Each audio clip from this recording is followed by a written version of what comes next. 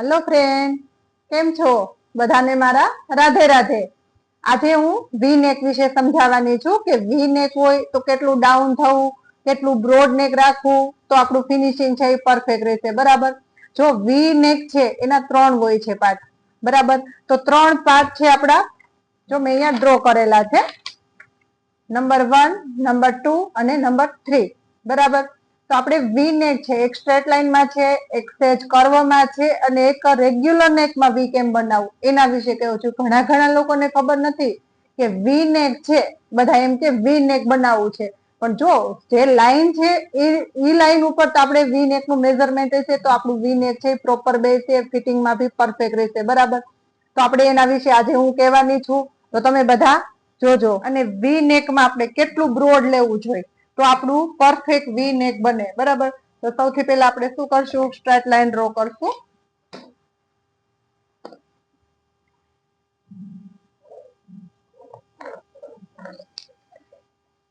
ત્યાર પછી આપણે બ્રોડ નેક લઈશું. જો આપણે વી નેક છે 1 નંબર નું છે બનાવીએ તો આપણે શું કરશું કે એમાં થોડીક બ્રોડ હશે નેક ની લાઈન, તો એ પરફેક્ટ રીતે દેખાશે નેક અને પરફેક્ટ ફિનિશિંગ એ રહેશે અને પરફેક્ટ પહેરતા ભી. તો આપણે શું લઈશું, આપણે રેગ્યુલર નેક છે વી નેક, આપણે જે મેજર લઈએ છીએ નેક નું કે આપણે કેટલું ડાઉન થવું, એના કરતા આપણે ઇંચ થી 1.5 ઇંચ પ્લસ રાખશું ને તો ઈ નેક છે વી એ પરફેક્ટ આવશે.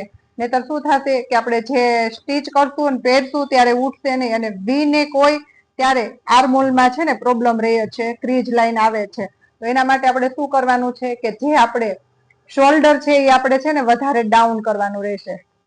બરાબર. એટલે એ પ્રોબ્લેમ છે, અહીંયા ક્રીજ આવે છે એ નહીં આવે જો શોલ્ડર આપણું વધારે ડાઉન હશે તો. બરાબર.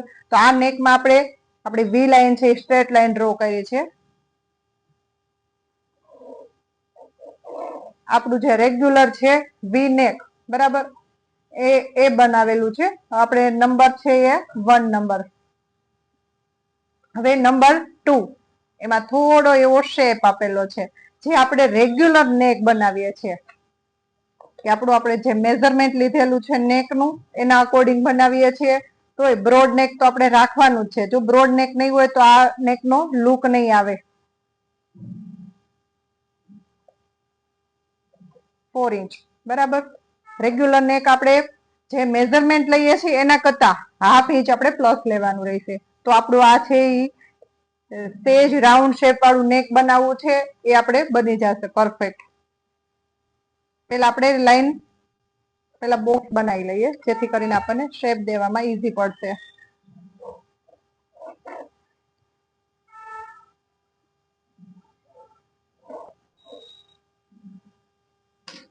આવી આપણે એક સ્કેલ આવે છે જેમાં લખેલું આવશે ડિઝાઇનર લેગ કર્વ. બરાબર.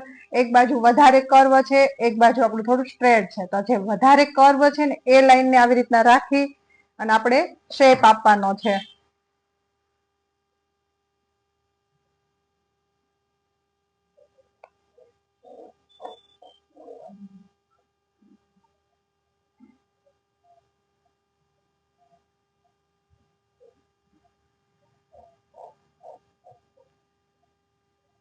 બરાબર. આ આપણું વી નેક જ કહેવાય છે, પણ થોડો કર્વ આપેલું છે. બરાબર. ત્યાર પછી આપણે આ થઈ ગયું નંબર 2. હવે નંબર આપણે 3. બરાબર. એ આપણે જે રેગ્યુલર નેક, કોઈ એમ કે મારે વી નેક બનાવવું છે, બહુ ડીપ નથી બનાવવું, તો એના માટે સજેસ્ટ માટે આપણે એક 3 નંબરનું વી નેક છે એ બનાવી આપવાનું રહેશે, જેથી કરીને લોકોને ડીપ નેક છે નહીં ગમતું, રેગ્યુલર નેકમાં એને વી નેક જોઈએ છે. બરાબર. એના માટે છે આને જે આપણે રેગ્યુલર બ્રોડ છે, બ્રોડ તો વી નેક ટાઈપ આવશે એટલે લેવાનું તો રહેશે જ. બરાબર. 4 ઇંચ. અને આપણે રેગ્યુલર નેક છે, કોઈને હશે 7, 7.5, 8. બરાબર. તો આપણે 8 સુધી અત્યારે લઈ અને આપણું નેક ડ્રો કરશું.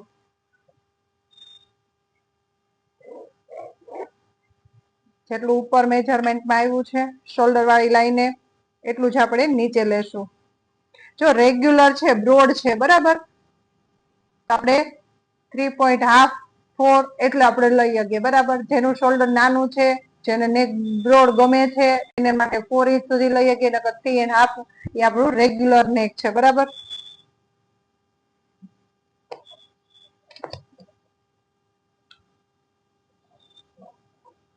ત્યારે આપણું આવું ફ્રેન્ચ કર્વ એના દ્વારા મદદથી આવી રીતના રાખી અને આપણે નેક ડ્રો થશે. તો એ આપણું જે રેગ્યુલર નેક છે એમાં આપણે વી નો શેપ બતાવશે.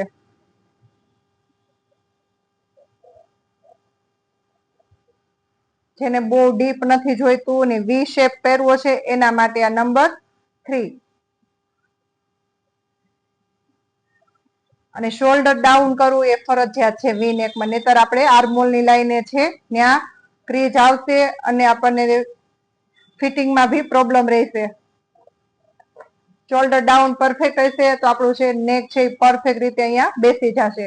બરાબર. 1, 2 અને આપણે 3 ત્રણ નેક આપણે ડ્રો કરી લીધા. બરાબર. હવે આ ત્રણ નેક માંથી તમે લોકો સ્ટીચ કર્યા પછી કેવું ફિટિંગ આવે છે અને કેવું આપણું નેક છે લુક વાઇઝ સરસ લાગે છે. બરાબર. એ કમેન્ટ કરીને મને બતાવજો અને નેક્સ્ટ વિડીયો કેના અકોર્ડિંગ હું બનાવું કમેન્ટ કરી અને મને બતાવજો, તો એના ઉપર હું વિડીયો બનાવીશ.